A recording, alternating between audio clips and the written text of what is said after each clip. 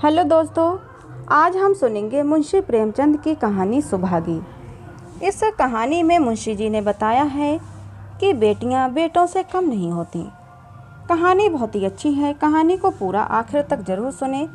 कहानी अच्छी लगे तो प्लीज़ इसे एक लाइक और हमारे चैनल को सब्सक्राइब ज़रूर कर लें, जिससे कि ऐसी ही सुंदर सुंदर मनोहर कहानियाँ आप लोगों को मिलती रहें। चलिए बढ़ते हैं कहानी की तरफ। और लोगों के यहाँ चाहे जो होता हो, तुलसी महतो अपनी लड़की सुभागी को लड़के रामू से जौ भर भी कम प्यार न करते थे। रामू जवान होकर भी काठ का उल्लू था। सुभागी 11 साल की बालिका होकर भी घर के काम में इतनी चतुर और खेती बाड़ी के काम में इतनी निपुण थी कि उसकी माँ लक्ष्मी दिल में डरती रहती थी कि कहीं लड़की पर देवताओं की आंख न पड़ जाए। अच्छे बालकों से भगवान को भी तो प्रेम होता है। कोई सुभागी का बखान न करे, इसलिए वो अनायास ही उसे डांटती रहती थी। बखान से लड़के बिगड़ जाते हैं, ये भय तो न था, भय था नज़र का। वही सुभागी आज 11 साल की उम्र में विधवा हो गई। घर में कोहराम मचा हुआ था। लक्ष्मी पछाड़े खाती थी, तुलसी सिर पीटते थे। उन्हें रोते देखकर सुभागी भी रोती थी। बार बार माँ से पूछती, क्यों रोती हो अम्मा? मैं तुम्हें छोड़कर कहीं न जाऊंगी, तुम क्यों रोती हो? उसकी भोली बातें सुनकर माता का दिल और भी फटा जाता था। वो सोचती थी, ईश्वर तुम्हारी यही लीला, जो खेल खेलते हो वो दूसरों को दुख देकर। ऐसा तो पागल करते हैं। आदमी पागलपन करे तो उसे पागल खाने भेजते हैं, मगर तुम जो पागलपन करते हो उसका कोई दंड नहीं। ऐसा खेल किस काम का कि दूसरे रोएं और तुम हंसो? तुम्हें तो लोग दयालु कहते हैं, क्या यही तुम्हारी दया है? और सुभागी क्या सोच रही थी? उसके पास कोठरी भर रुपये होते तो वो उन्हें छिपाकर रख देती और फिर एक दिन चुपके से बाजार चली जाती और अम्मा के लिए अच्छे अच्छे कपड़े लाती। दादा जब बाकी मांगने आते तो चट रुपये निकाल कर दे देती। अम्मा दादा कितने खुश होते। जब सुभागी जवान हुई तो लोग तुलसी महतो पर दबाव डालने लगे कि लड़की का घर कहीं कर दो। जवान लड़की का यूँ फिरना ठीक नहीं। जब हमारी बिरादरी में इसकी कोई निंदा नहीं है तो क्यों सोच विचार करते हो? तुलसी ने कहा, भाई मैं तो तैयार हूँ, लेकिन जब सुभागी भी तो माने। वो किसी तरह राजी नहीं होती। हरिहर ने सुभागी को समझाकर कहा, बेटी हम तेरे ही भले को कहते हैं। माँ बाप अब बूढ़े हो गए हैं, उनका क्या भरोसा, तुम कब तक ऐसे ही बैठी रहोगी? सुभागी ने सिर झुकाकर कहा, चाचा मैं तुम्हारी बात समझ रही हूँ, लेकिन मेरा मन घर करने को नहीं कहता। मुझे आराम की चिंता नहीं है, मैं सब कुछ झेलने को तैयार हूँ और जो काम तुम कहो वो सिर आँखों के बल करूँगी, मगर घर बसाने को मुझसे ना कहो। जब मेरा चाल कुचाल देखना तो मेरा सिर काट लेना। अगर मैं सच्चे बाप की बेटी होंगी तो बात की भी पक्की होंगी। फिर लज्जा रखने वाले तो भगवान हैं, मेरी क्या हस्ती है कि अभी कुछ कहूँ। उजड़ू रामू बोला, तुम अगर सोचती हो कि भैया कमावेंगे और मैं बैठी मौज करूँगी तो इस भरोसे न रहना। यहाँ किसी ने जन्म भर का ठीका नहीं लिया है। रामू की दुल्हन रामू से भी 2 अंगुल ऊंची थी। मटक कर बोली, हमने किसी का कर्ज थोड़ी ही खाया है कि जन्म भर बैठे बैठे भरा करें। यहाँ तो खाने को भी महीन महीन चाहिए, पहनने को भी महीन चाहिए। ये हमारे बूते की बात नहीं है। सुभागी ने गर्व से भरे हुए स्वर में कहा, भाभी मैंने तुम्हारा आसरा कभी नहीं किया और भगवान ने चाहा तो कभी करूँगी भी नहीं। तुम अपनी देखो, मेरी चिंता ना करो। रामू की दुल्हन को जब मालूम हो गया कि सुभागी घर ना करेगी तो और भी उसके सिर हो गई। हमेशा एक न एक खुचट लगाए रहती। उसे रुलाने में जैसे उसको मज़ा आता था। वो बेचारी पहर रात से उठकर कूटने पीसने में लग जाती, चौका बर्तन करती, गोबर पाथती, फिर खेत में काम करने भी जाती। दोपहर को आकर जल्दी जल्दी खाना पकाकर सबको खिलाती। रात को कभी माँ के सिर में तेल डालती, कभी उसकी देह दबाती। तुलसी चिलम के भगत थे, उन्हें बार बार चिलम पिलाती। जहाँ तक बस चलता माँ बाप को कोई काम न करने देती थी। हाँ, भाई को नहीं रोकती थी कि ये तो जवान आदमी है, काम नहीं करेगा तो गृहस्थी कैसे चलेगी। मगर रामू को ये बुरा लगता। अम्मा और दादा को तिनका तक नहीं उठाने देती और मुझे पीसना चाहती है। यहाँ तक कि एक दिन वो जामे से बाहर हो गया। सुभागी से बोला, अगर उन लोगों का बड़ा मोह है तो क्यों नहीं अलग होकर रहती हो। तब सेवा करो तो मालूम हो कि सेवा कड़वी लगती है कि मीठी। दूसरों के बल पर वाहवाही लेना आसान है, बहादुर वो है जो अपने बल पर काम करे। सुभागी ने तो कुछ जवाब न दिया। बात बढ़ जाने का भय था, मगर उसके माँ बाप बैठे सुन रहे थे। महतो से ना रहा गया। बोले, क्या है रामू, उस गरीबन से क्यों लड़ते हो। रामू पास आकर बोला, तुम क्यों बीच में कूद पड़े, मैं तो उसको कहता था। तुलसी, जब तक मैं जीता हूँ तुम उसे कुछ नहीं कह सकते। मेरे पीछे जो चाहे कहना। बेचारी का घर में रहना मुश्किल कर दिया। रामू, आपको बेटी बहुत प्यारी है तो उसे गले बांध कर रखिए, मुझसे तो नहीं सहा जाता। तुलसी, अच्छी बात है, अगर तुम्हारी यही मर्जी है तो यही होगा। मैं कल गांव के आदमियों को बुलाकर बंटवारा कर दूंगा। तुम चाहे छूट जाओ, सुभागी नहीं छूट सकती। रात को तुलसी लेटे तो वो पुरानी बात याद करने लगे। जब रामू के जन्मोत्सव में उन्होंने रुपये कर्ज लेकर जलसा किया था और सुभागी पैदा हुई तो घर में रुपये होते हुए भी रुपये खर्च न किए थे। पुत्र को रत्न समझा था और पुत्री को पूर्व जन्म के पापों का दंड। ये रत्न कितना कठोर निकला और ये दंड कितना निर्दयी निकला। दूसरे दिन महतो ने गांव के आदमियों को जमा करके कहा, पंचो, अब रामू का और मेरा एक में निभा नहीं होता। मैं चाहता हूँ कि तुम लोग इंसाफ से जो कुछ मुझे दे दो वो लेकर अलग हो जाऊँ। रात दिन की किचकिच अच्छी नहीं। गांव के मुख्तार बाबू सज्जन सिंह बड़े सज्जन पुरुष थे। उन्होंने रामू को बुलाकर कहा, क्यों जी, तुम बाप से अलग रहना चाहते हो। तुम्हें शर्म नहीं आती कि औरत के कहने से माँ बाप को अलग किए देते हो। रामू ने ढटाई के साथ कहा, जब एक में गुजर ना हो तो अलग हो जाना ही अच्छा है। सज्जन सिंह, तुमको एक में क्या कष्ट होता है। रामू, एक बात हो तो बताऊं। सज्जन सिंह, कुछ तो बतलाओ। रामू, साहब, एक में मेरा इनके साथ निभाना होगा, बस मैं कुछ और नहीं जानता। ये कहता हुआ रामू वहाँ से चला गया। तुलसी, देख लिया आप लोगों ने इसका मिजाज। आप चाहें तो 4 हिस्सों में से 3 हिस्से उसे दे दें, पर अब मैं इस दुष्ट के साथ न रहूँगा। भगवान ने बेटी को दुख दे दिया, नहीं मुझे खेती बाड़ी लेकर क्या करना था। जहाँ रहता वहीं कमाता खाता। भगवान ऐसा बेटा 7वें वैरी को भी ना दे। लड़के से लड़की भली, जो कुल बनती हुए। सहसा सुभागी आकर बोली, दादा, ये सब बाँट बखरा मेरे ही कारण तो हो रहा है। मुझे क्यों नहीं अलग कर देते। मैं मेहनत मजूरी करके अपना पेट पाल लूँगी। अपने से जो कुछ बन पड़ेगा तुम्हारी सेवा करती रहूँगी, पर रहूँगी अलग। यूँ घर का 12 बाँट होते मुझसे नहीं देखा जाता। मैं अपने माथे ये कलंक नहीं लेना चाहती। तुलसी ने कहा, बेटी, हम तुम्हें न छोड़ेंगे, चाहे संसार छूट जाए। रामू का मैं मुँह नहीं देखना चाहता, उसके साथ रहना तो दूर रहा। रामू की दुल्हन बोली, तुम किसी का मुँह नहीं देखना चाहते तो हम भी तुम्हारी पूजा करने को व्याकुल नहीं हैं। मैं तो दांत पीसते हुए उठे कि बहू को मारें, मगर लोगों ने पकड़ लिया। बंटवारा होते ही महतो और लक्ष्मी को मानो पेंशन मिल गई। पहले तो सारे दिन सुभागी के मना करने पर भी कुछ ना कुछ करते ही रहते थे, पर अब उन्हें पूरा विश्राम था। पहले दोनों दूध घी को तरसते थे। सुभागी ने कुछ रुपये बचाकर एक भैंस ले ली। बूढ़े आदमियों की जान तो उनका भोजन है, अच्छा भोजन ना मिले तो वह किस आधार पर रहें। चौधरी ने बहुत विरोध किया, कहने लगे, घर का काम यूं ही क्या कम है कि तू ये नया झंझट पाल रही है। सुभागी उन्हें बहलाने के लिए बोली, दादा, दूध के बिना मुझे खाना अच्छा नहीं लगता। लक्ष्मी ने हंसकर कहा, बेटी, तू कब से झूठ बोलने लगी। कभी दूध हाथ से तो छूती नहीं, खाने की कौन कहे। सारा दूध हम लोगों के पेट में ठूंस देती है। गांव में जहां देखो सबके मुंह से सुभागी की तारीफ। लड़की नहीं, देवी है। 2 मर्दों का काम भी करती है, उस पर माँ बाप की सेवा भी की जाती है। सज्जन सिंह तो कहते ये उस जन्म की देवी है। 7-8 दिन से महतो को जोर से ज्वर चढ़ा हुआ था। देह पर कपड़े का तार भी नहीं रहने देते। लक्ष्मी पास बैठी रो रही थी। सुभागी पानी लिए खड़ी है।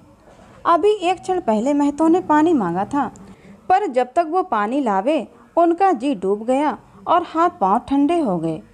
सुभागी उनकी ये दशा देखते ही रामू के घर गई और बोली, भैया चलो देखो, आज दादा न जाने कैसे हुए जाते हैं, 7 दिन से ज्वर नहीं उतरा। रामू ने चारपाई पर लेटे लेटे कहा, तो क्या मैं डॉक्टर हकीम हूँ कि देखने चलूँ? जब तक अच्छे थे तब तक तो तुम उनके गले का हार बनी हुई थी, अब जब मरने लगे तो मुझे बुलाने आई हो। उसी वक्त उसकी दुल्हन अंदर से निकल आई और सुभागी से पूछा, दादा को क्या हुआ है दीदी? सुभागी के पहले रामू बोल उठा, हुआ क्या है, अभी कोई मरे थोड़े ही जाते हैं। सुभागी ने फिर उससे कुछ न कहा, सीधे सज्जन सिंह के पास गई। उसके जाने के बाद रामू हंसकर स्त्री से बोला, त्रिया चरित्र इसी को कहते हैं। स्त्री, इसमें त्रिया चरित्र की कौन बात है, चले क्यों नहीं जाते? रामू, मैं नहीं जाने का, जैसे उसे लेकर अलग हुए थे वैसे उसे लेकर रहें, मर भी जाएं तो भी न जाऊं। स्त्री, मर जाएंगे तो आग देने तो जाओगे, तब कहाँ भागोगे? रामू, कभी नहीं, सब कुछ उनकी प्यारी सुभागी कर लेगी। स्त्री, तुम्हारे रहते वो क्यों करने लगी? रामू, जैसे मेरे रहते उसे लेकर अलग हुए थे, और कैसे? स्त्री, जी नहीं, ये अच्छी बात नहीं है, चलो देख आवें, कुछ भी हो बाप ही तो हैं, फिर गांव में कौन मुंह दिखाओगे? रामू, चुप रहो, मुझे उपदेश मत दो। उधर बाबू साहब ने ज्यों ही महतो की हालत सुनी तुरंत सुभागी के साथ भागे चले आए। यहाँ पहुँचे तो महतो की दशा और ख़राब हो चुकी थी। नाड़ी देखी तो बहुत धीमी थी। समझ गए कि जिंदगी के दिन पूरे हो गए हैं। मौत का आतंक छाया हुआ था। सजल नेत्र होकर बोले, महतो भाई कैसा जी है? महतो जैसे नींद से जाग कर बोले, बहुत अच्छा है भैया, अब तो चलने की बेला है। सुभागी के पिता अब तुम ही हो, उसे तुम ही को सौंपे जाता हूँ। सज्जन सिंह ने रोते हुए कहा, भैया महतो घबराओ मत, भगवान ने चाहा तो तुम अच्छे हो जाओगे। सुभागी को तो मैंने हमेशा अपनी बेटी समझा है और जब तक जीऊँगा ऐसा ही समझता रहूँगा। तुम निश्चिंत रहो, मेरे रहते सुभागी या लक्ष्मी को कोई तिरछी आँख से न देख सकेगा, और कुछ इच्छा हो तो वो भी कह दो। महतो ने विनीत नेत्रों से देख कर कहा, मैं कुछ नहीं कहूँगा भैया, भगवान तुम्हें सदा सुखी रखे। सज्जन सिंह, रामू को बुलाकर लाता हूँ, उससे जो भूल चूक हो क्षमा कर दो। महतो, नहीं भैया, उस पापी हत्यारे का मुंह मैं नहीं देखना चाहता। इसके बाद गोदान की तैयारी होने लगी। रामू को गांव भर ने समझाया, पर वो अत्येष्टि करने पर राजी न हुआ। कहा, जिस पिता ने मरते समय मेरा मुंह देखना स्वीकार न किया, वो मेरा न पिता है न मैं उसका पुत्र हूँ। लक्ष्मी ने दाह क्रिया की। इन थोड़े से दिनों में सुभागी ने न जाने कैसे रुपया जमा कर लिए थे कि जब तेरही का सामान आने लगा तो गांव वालों की आंखें खुल गईं। बर्तन, कपड़े, घी, शक्कर, सभी सामान इफरात से जमा हो गए। रामू देख देख कर जलता था और सुभागी उसे जलाने के लिए सबको ये सामान दिखाती थी। लक्ष्मी ने कहा, बेटी घर देखकर खर्च करो, अब कोई कमाने वाला नहीं बैठा है, आप ही कुआं खोदना और पानी पीना है।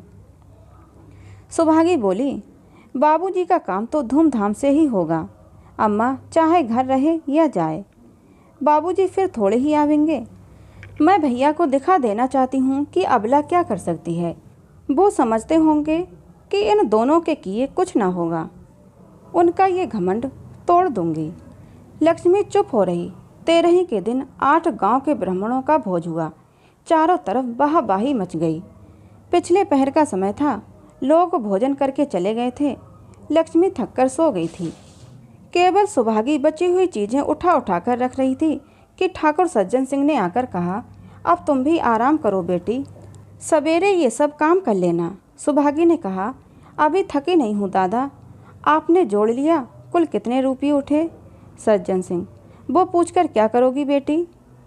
कुछ नहीं, यूं ही पूछती थी, कोई 300 रुपये उठे होंगे।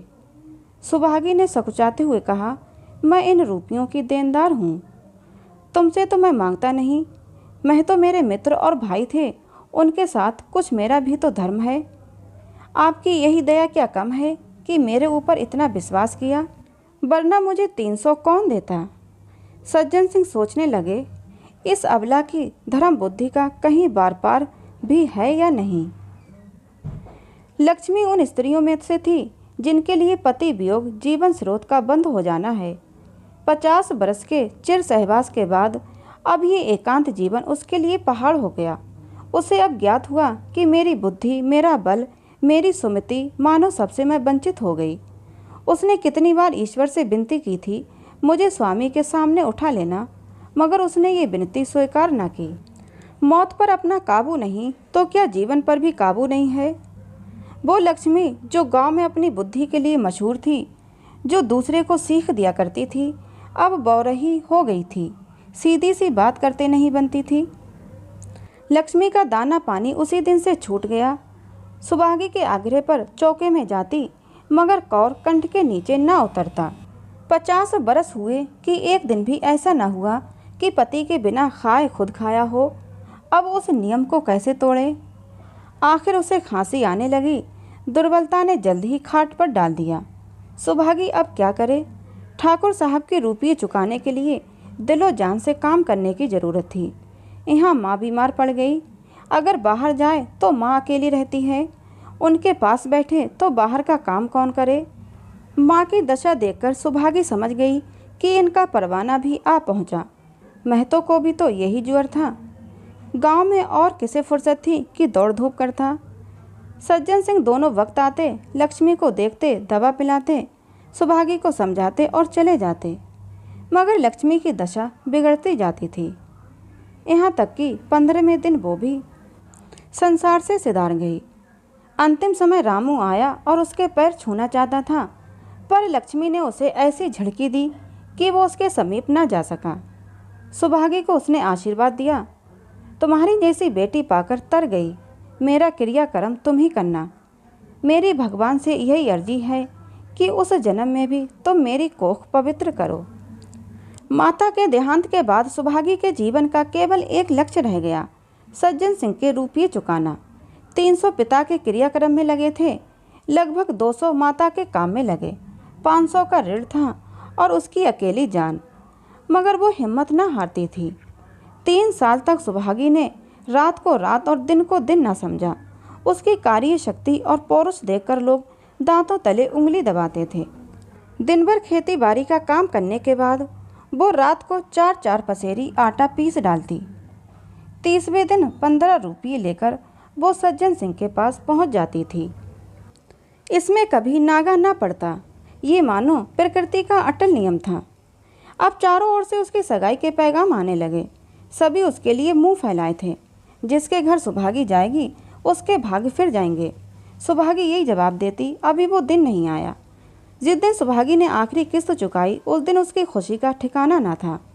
आज उसका कठोर व्रत पूरा हो गया था। वो चलने लगी तो सज्जन सिंह ने कहा, बेटी तुमसे मेरी एक प्रार्थना है, कहो कहूँ कहो ना कहूँ, मगर वचन दो कि मानोगी। सुभागी ने कृतज्ञ भाव से कहा, दादा आपकी बात ना मानूंगी तो किसकी बात मानूंगी, मेरा तो रोया रोया आपका गुलाम है। सज्जन सिंह, अगर तुम्हारे मन में ये भाव है तो मैं ना कहूँगा। मैंने अब तक तुमसे इसलिए नहीं कहा कि तुम अपने को मेरा देनदार समझ रही थी। अब रुपये चुक गए, मेरा तुम्हारे ऊपर कोई एहसान नहीं, रत्ती भर भी नहीं। बोलो कहूँ। सुभागी, आपकी जो आज्ञा हो। सज्जन सिंह, देखो इनकार ना करना, नहीं मैं फिर तुम्हें अपना मुंह ना दिखाऊंगा। सुभागी, क्या आज्ञा है। सज्जन सिंह, मेरी इच्छा है कि तुम मेरी बहू बनकर मेरे घर को पवित्र करो। मैं जात पात का कायल हूँ, लेकिन तुमने मेरे सारे बंधन तोड़ दिए। मेरा लड़का तुम्हारे नाम का पुजारी है, तुमने उसे बारहा देखा है, बोलो हाँ करती हो। सुभागी, दादा इतना सम्मान पाकर पागल हो जाऊंगी। सज्जन सिंह, तुम्हारा सम्मान भगवान कर रहे हैं बेटी, तुम साक्षात भगवती का अवतार हो। सुभागी, मैं तो आपको अपना पिता समझती हूँ, आप जो कुछ करेंगे मेरे भले के लिए ही करेंगे, आपके हुक्म को कैसे इनकार कर सकती हूँ। सज्जन सिंह ने उसके माथे पर हाथ रखकर कहा, बेटी तुम्हारा सुहाग अमर हो। तुमने मेरी बात रख ली। मुझसा भाग्यशाली संसार में और कौन होगा। तो दोस्तों, अभी आप सुन रहे थे मुंशी प्रेमचंद की कहानी सुभागी। ये कहानी आपको कैसी लगी कमेंट बॉक्स में ज़रूर बताना। कहानी अच्छी लगी हो तो प्लीज़ इसे एक लाइक और ऐसी ही कहानियाँ सुनने के लिए हमारे चैनल को सब्सक्राइब जरूर कर लेना। मिलते हैं अगली किसी नई कहानी के साथ।